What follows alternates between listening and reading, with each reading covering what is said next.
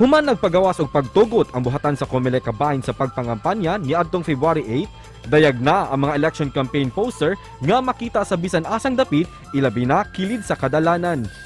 Adunay nituman sa mga saktong lugar sa pagbutang sa ilang mga election campaign material apan aduna usay mga malapason.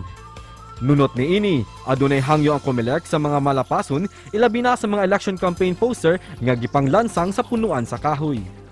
Busa, sa irantang tibok detalye, kabahin ni ini pinaagi sa pangu sa COMELEC Cebu, dinhilang sa GMA Regional TV Live.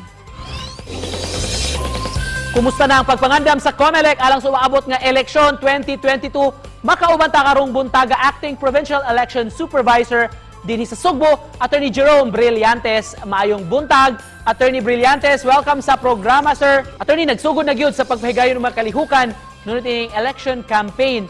Kining atong mga kandidato, pipila kanila nagpahigayon og proclamation rally sama sa nahitabo dito sa kauluhan og lain-laing mga lugar dinhi sa nasod kunin daghan-daghan gyud. Attorney, ang mitambong para ninyo sa COMELEC unsa may guidelines ni ini nga gipahaom sa nato nini nagpadayon nga pandemya? Ang ato ang regulation as to for the new normal, no, is this, no, sa level 3, not a political gatherings. It is well allowed by the COMELEC, but 50% lang, and everybody must wear mask, no, mag-mask din sila, no, and then motorcade. Ang atong gibawal karon lang is ang house to house, even with the consent of the owner, dili gid gibawal gid siya, no, sa atong resolution sa COMELEC. And then ang mga photo ops, let's say selfie with the other candidates or the other mga ang mga kaning constituents, no?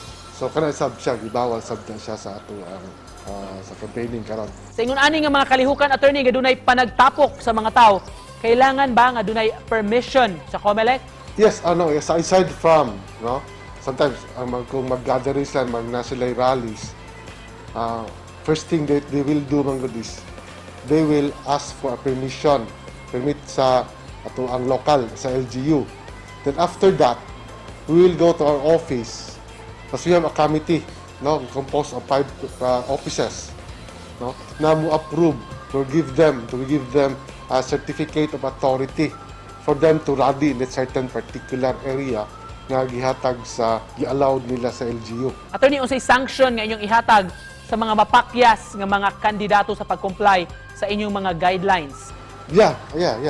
No, it's violation sa among resolution, so we can disperse, no, these kaning gatherings. Atong klaruhon, attorney, ang purpose ni ini para ma-regulate ang pagtapok, pagdugok sa mga tao aron sa ma-minimize nato, di ba? Ang pagkuyanap gihapon sa COVID-19 virus. Yeah, that's one purpose, no, of having this is just to prevent, no, helping the government to prevent the spread sa ato ang pandemic karon, the COVID-19. Attorney, would you agree or would you advise candidates o mga political parties ka magpahigayon lang og rallies online? Considering of ato ang new era karon, ato new technology, no, much better for them not to adopt that measures, no. It's very yun, hindi pa yun kayo mas gastos. Usa sa mga issue hilabi na during the campaign period ang pagpapilit og mga posters. Asa man ta pwede, attorney, makabutang nini mga posters, mga tarpaulin sa mga kandidato? Yes, of course, no, ang one thing is this election is an election of responsible politicians, no.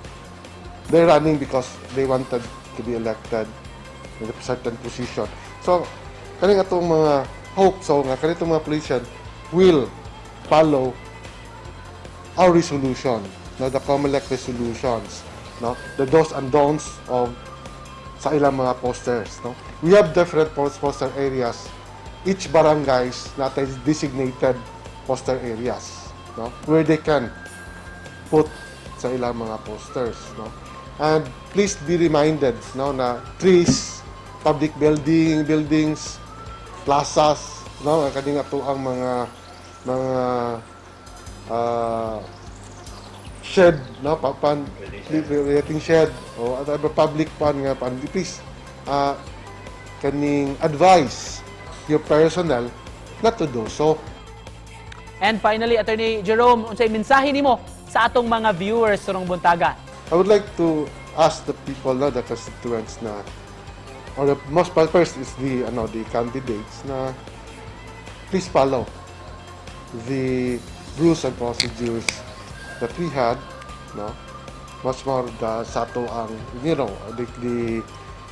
the pandemic that we have na pamanggid ta. So kindly observe it, kindly observe the minimum protocols sa atong gobyerno. Daghan kayong salamat sa pag-uban kanamo ug maayong buntag kanimo, Attorney Jerome Brillantes sa COMELEC. Thank you so much.